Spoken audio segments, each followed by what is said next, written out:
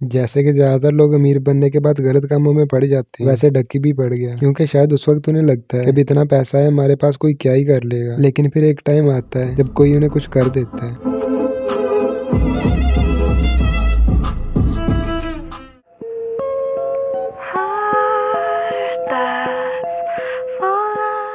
Ducky भाई वाली situation थोड़ी सैड भी है और डिजर्व्ड भी। कुछ लोग कह रहे हैं कि उसके साथ सही हुआ और कुछ कह रहे हैं कि गलत हुआ। जो लोग उसके लिए सैड हैं वो कह रहे हैं कि उसके साथ गलत हुआ, और भी बहुत सारों ने बैटिंग एप्स को प्रमोट किया था, लेकिन उनमें से किसी को भी नहीं पकड़ा गया। इसके साथ कोई पर्सनल हेट है उनको, लेकिन जो लोग इसके अरेस्ट होने पे खुश हैं वो कह रहे हैं कि इसके साथ सही हुआ। इसने और भी बहुत सारों के साथ गलत किया था और लोगों के पैसे भी बहुत खाए हैं इसने, इसलिए इसके साथ जो हो रहा है वो सही है। और अगर तुम न्यूट्रल होकर देखो तो ये सजा डिजर्व भी करता है, और साथ में इसके साथ ज्यादती भी हो रही है। ये बात भी सच है कि इसने गलत काम किया, और ये भी सच है कि वो काम करने वाले और भी बहुत से थे, लेकिन रगड़ा सिर्फ इसी का निकल रहा है। इसलिए अगर तुम उसके लिए सैड हो तो शायद तुम्हें गलत नहीं कहा जा सकता, और उसके साथ जो कुछ हो रहा है अगर वो देख के तुम खुश हो तो तुम भी अपनी जगह सही हो। फिर शायद इसने जो कुछ किया उसके लिए ये सजा तो शायद डिजर्व करता है, लेकिन जितनी वो दे रहे हैं शायद उतनी नहीं। उसका यूट्यूब चैनल भी बंद कर दिया है, अकाउंट भी सारे फ्रीज कर दिए हैं, और साथ साथ की सजा भी साथ में। कोई भी अगर न्यूट्रल है तो वो ये नहीं कहेगा कि इतनी सजा इसको देना सही है, क्योंकि इसके साथ जिन और लोगों ने बैटिंग एप्स प्रमोट की थी उन्हें सजा तो दूर की बात उन्हें पकड़ा भी नहीं, लेकिन इसको बेंच ऐसे घसीट रहे हैं कि कत्ल कर दिया। और इस सब को देख के एक ही चीज समझ में आती है कि पाकिस्तान का जस्टिस सिस्टम कितना करप्ट है। वो अपना जोर उन्हीं पे दिखाते हैं जब उन्हें पता होता है कि आगे से कुछ कर नहीं सकता, और जो आगे से कुछ करने की सलाहियत रखते हैं हमारा जस्टिस सिस्टम उन्हें देख के आंखें बंद कर लेता है। इसलिए अगर तुम यहाँ सर्वाइव करना चाहते हो तो तुम्हें उस सिस्टम का हिस्सा बनना पड़ेगा, नहीं तो फिर सर्वाइव करने के लिए यहाँ से चले जाओ। डकी भाई का जो केस है बहुत ज्यादा स्ट्रेच होता जा रहा है, दोबारा उनकी जो बेल है वो रिजेक्ट हो चुकी हुई है। तो इसमें इतना सैड म्यूजिक लगाने वाली क्या बात थी? ये वो म्यूजिक है जो क़यामत की निशानियां बताने वाली वीडियो के पीछे लगा होता है। हम माना कि इसके साथ ज्यादती होना दुख की बात, लेकिन इतनी ज्यादा दुख की बात भी नहीं है। इसने जुर्म भी किया है साथ में। बाकी इस पॉडकास्टर ने दाढ़ी रखी हुई है, तो शायद ये भी हो सकता है कि उससे मैच करने के लिए लगाया हो ये म्यूजिक। दाढ़ी और ऊपर से ऐसा म्यूजिक लगाने के बाद लगता है कि शायद जो बंदा कह रहा है वो सही कह रहा है। बाकी ये इधर बात ये कर रहे हैं कि डक्की के लिए अभी चांस है, उसकी बेल हो सकती है। उसने पहले बस वकील अच्छा नहीं रखा, और उसे हाई कोर्ट जाके अपील करनी चाहिए थी बेल की, और अब वो जा रहा है तो शायद मिल जाए। जो बेल है वो रिजेक्ट हो चुकी हुई है कि अब ये मामले को ना अदारे जो है खींच रहे हैं बहुत ज्यादा, जबकि इसको वाइंड अप वाली साइड पे लेके जाना चाहिए। सबसे पहले मुझे बताएं कि डकी के केस में मुद्दई कौन है? खुद एनसीसीआई ये डिपार्टमेंट है, तो जब डिपार्टमेंट इन्वॉल्व होगा तो उसको बेल कैसे मिलेगी? ये केस सिर्फ डकी पे नहीं है, ये केस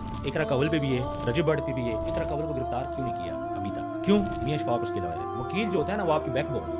इन्होंने क्या किया, पहले 2-3 वकील चेंज किए, और फिर उसके बाद मैंने पहले ये बात बोली थी कि आप बेल के लिए हाई कोर्ट जाओ, जो हमारी छोटी कोर्ट्स होती है ना, सेशन कोर्ट होगी, डिस्ट्रिक्ट कोर्ट होगी।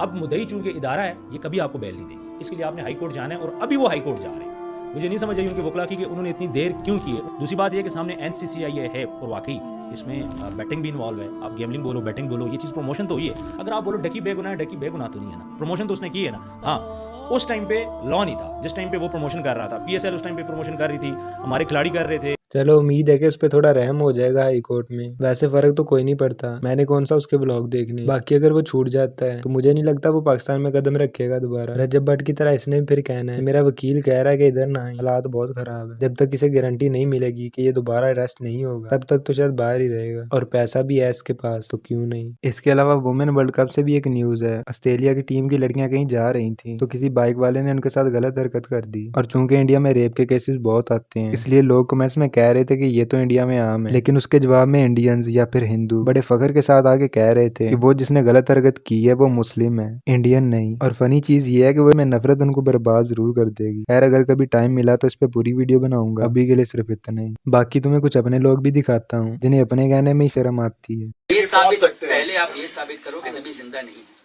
है ना साबित? क्या अल्लाह ताला बोल रहा है ना सूरह जुमर में, नबी के लिए क्या है नबी तुम्हें भी मरना ही नहीं, मरना तो इंतकाल हो चुका मरना है। हाँ। अरे मरने का इनकार किसने किया? अच्छा, कभी मरेंगे मतलब सब एक साथ। मेरी बात सुनो, अब तुम्हें शायद लग रहा होगा कितने सुकून से बहस कर रहे हैं, समझदार होंगे, लेकिन ये जिस चीज पे बहस कर रहे हैं वो सुन के तुम ऐसा नहीं समझोगे। कुरान में कुल्लू नफ्सिन दायिक़तुल मौत है कि नहीं? बिल्कुल है। क्या मतलब हुआ? हर जानदार चीज को मौत का मजा चखना है। बस मौत का मजा चखना है। दोबारा कहिए। मौत का मजा चखना है। चखना है। हाँ। चखने के लिए आदमी अगर जिंदा नया रहे तो चखेगा कैसे?